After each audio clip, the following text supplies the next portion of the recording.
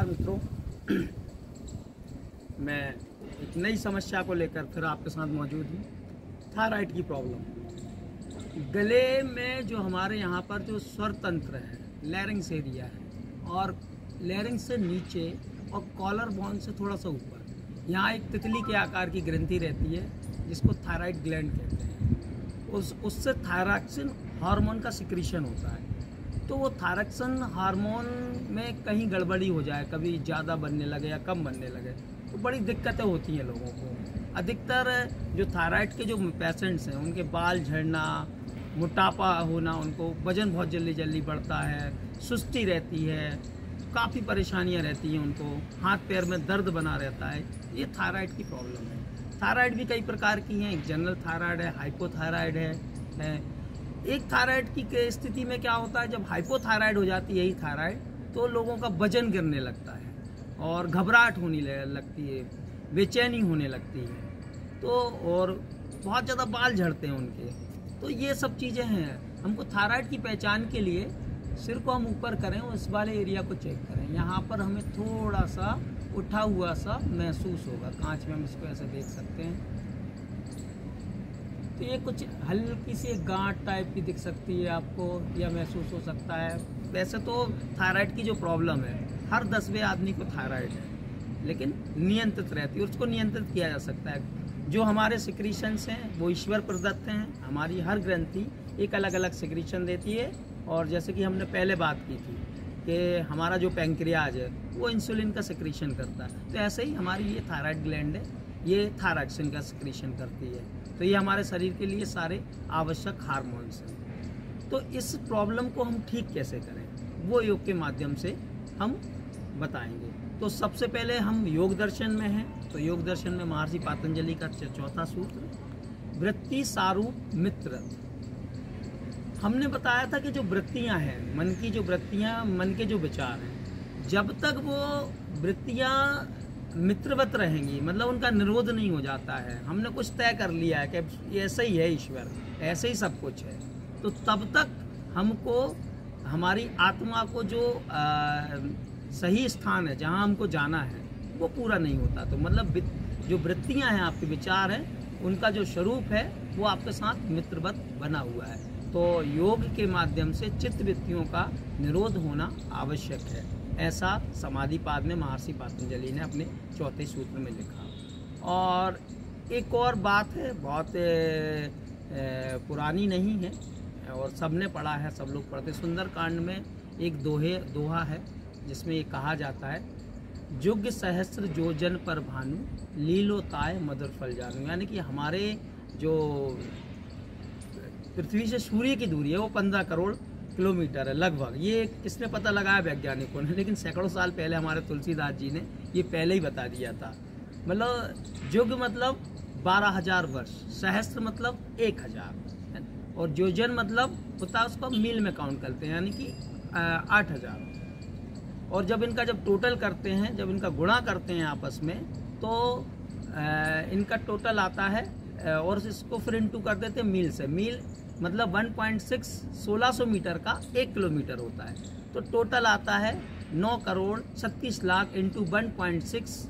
जब हम करते हैं तो 15 करोड़ 36 लाख दूरी निकलती है। तो उसमें ही हमारे गोस्वामी महर्षि तुलसीदास जी ने भी दूरी बता दी थी। तो हमारे जितने शास्त्र हैं सारे प्रमाणित हैं। अगर हम चौपाई भी देख लें तो उसमें 4 चरण होते हैं, हर चरण में 16-16 मात्रा होती है। कभी भी जोड़ के देख लेंगे, पूरी हर चरण में 16-16 मात्रा ही मिलेंगी। तो 64 टोटल मात्राएं होती हैं। एक भी चौपाई हम अगर तुलसीदास जी की देख लें तो अपने आप आपको पता चल जाएगा कि ये हमारे ग्रंथ कितने प्रमाणित हैं। अब हम बात करते हैं जल नीति की। पहले कल मैंने ये क्रिया आपको बताई थी, उस समय मेरे पास पोर्ट नहीं था, आज मैं पोर्ट लेकर आया हूँ। अंकित जी मेरे साथ हैं, ये मेरी मदद करेंगे थोड़ी सी। तो ये जो पानी है इसमें गुनगुना पानी है, नमक मिला हुआ है, और ये मैंने पोर्ट में इसमें भर दिया। ये सिर्फ इसलिए बता रहा हूँ कि कल मैंने पत्र से की। तो और एक और आपको थोड़ी दे देता हूँ चेतावनी। नाक में हो सकता है छींक आए, या आपका सर भी दर्द हो सकता है। तो चलने के तुरंत बाद कपालभाति जरूर करें और बड़े ध्यान से करें।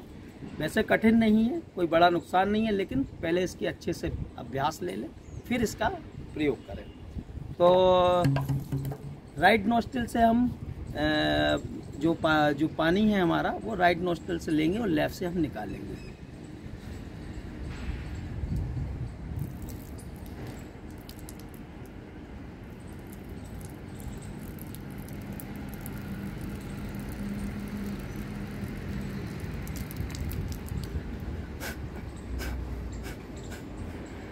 हम खड़े होकर भी कपालभाति कर सकते हैं।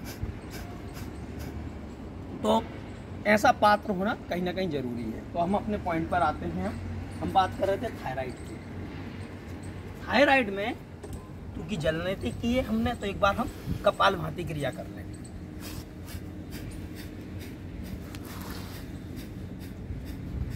कपालभाति हमेशा वज्रासन या पद्मासन में ही करें ताकि लोअर बॉडी लॉक रहे अच्छे से।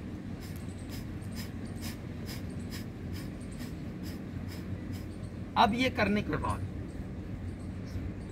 सबसे ज्यादा मददगार अगर है थायराइड के लिए तो प्राणायाम में है उज्जाई प्राणायाम। उज्जाई का अर्थ होता ऊंचा, उच्च।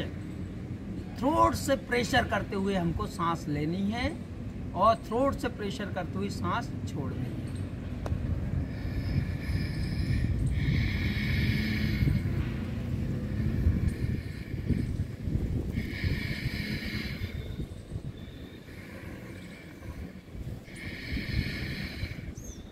तो ये वाली ग्रंथि पे घर्षण होगा, प्रेशर पड़ेगा तो वो अपने बैलेंस में आएगी।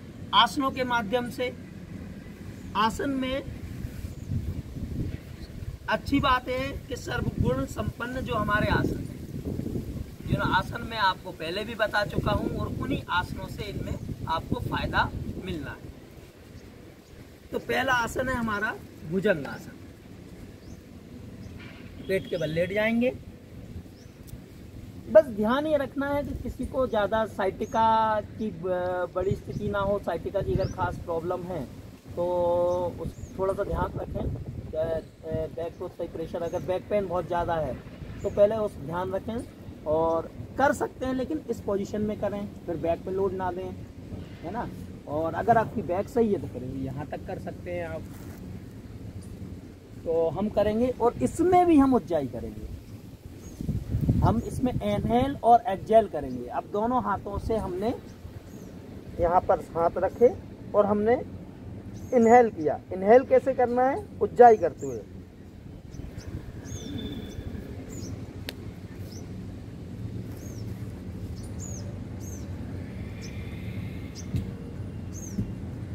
और एक्सहेल करना है वही उज्जाई करते हुए।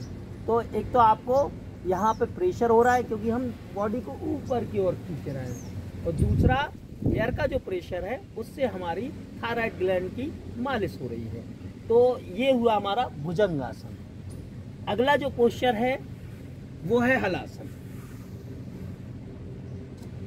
ये भी, इससे भी आप परिचित हैं।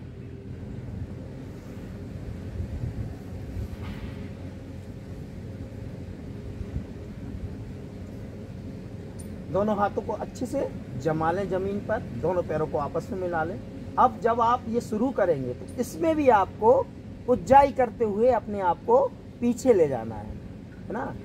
यहाँ गले से, थ्रोट से हम प्रेशर करेंगे एयर का, और जब आप एक्सहेल करेंगे तब भी हम उज्जाई करते हुए, एक्सहेल करते हुए वापस आएंगे। पहले inhale then exhale. Yes, inhale कीजिए,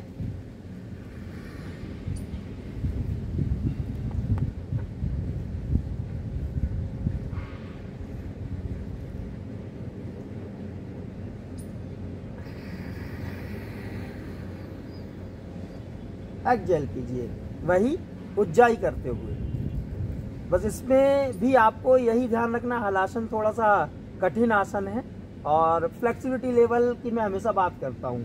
हलासन लास्टली पैर यहाँ जमीन तक लग जाते हैं, लेकिन जिसका, जैसे मेरी फ्लेक्सिबिलिटी यहाँ तक है, किसी की फ्लेक्सिबिलिटी हो सकता है इतनी ही रहे, तो ये प्रारंभिक हलासन हो गया, इतना अपने आप को ले आए, है ना। फिर सेकंड स्टेज आ गए, फिर धीरे से, बस उठते समय ध्यान रखना है कि आपका सिर ना उठे, ताकि आपके सर्वाइकल एरिया में जर्क ना पड़े। स्पाइन को संभाल के रखना है। और इसके बाद हमारा जो तीसरा पोस्चर है वो है हमारा चक्रासन। इसमें भी हमें वही क्रिया दोहरानी। एक्चुअली हमारा जो इंटेंशन है वो है थायराइड।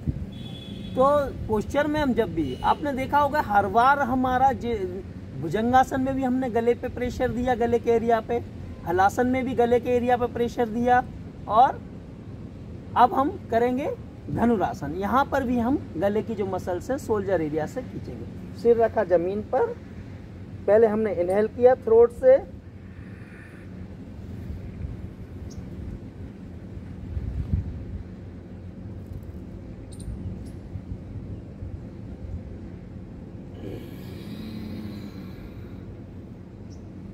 और हमने एक्जेल कर दिया। इनहेल में भी हमने थ्रोट का सहारा लिया और एक्जेल में भी हमने थ्रोट का सहारा लिया। तो ये बहुत फायदा आपको पहुंचाएंगे। ये 3 आसन हुए। उज्जाई प्राणायाम आप कर सकते हैं। और अब करेंगे हम कपालभाति। कपालभाति में भी हमारे गले पे बड़ा अच्छा प्रेशर पड़ता है। वो दौरे फायदे, पेट की भी एक्सरसाइज हो रही है और गले की भी हो रही है, तो हमारा फैट भी कम होगा।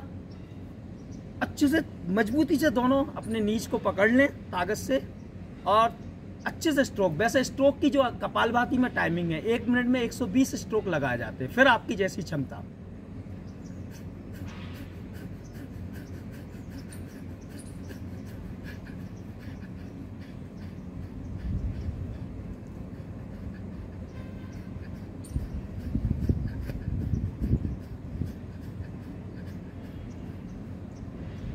ये क्रिया हो गई।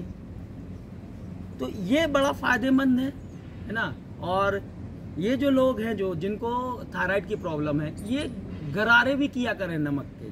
गले के साइड में आप पानी मुंह में भरिए और गरारे हर दिन आपको करना है नमक के पानी से। बहुत फायदा पहुंचाएगा। भोजन का भी अच्छे से ध्यान रखिए, अपने बॉडी को नियंत्रित रखिए, योगाभ्यास कीजिए। और आपकी कोई और नई समस्या हो तो मुझे बताइए, मैं आपको उसके अगले दिन वीडियो बनाकर आपकी समस्या का उपाय बताऊंगा। तो आज के लिए इतना ही। जय हिंद, जय भारत।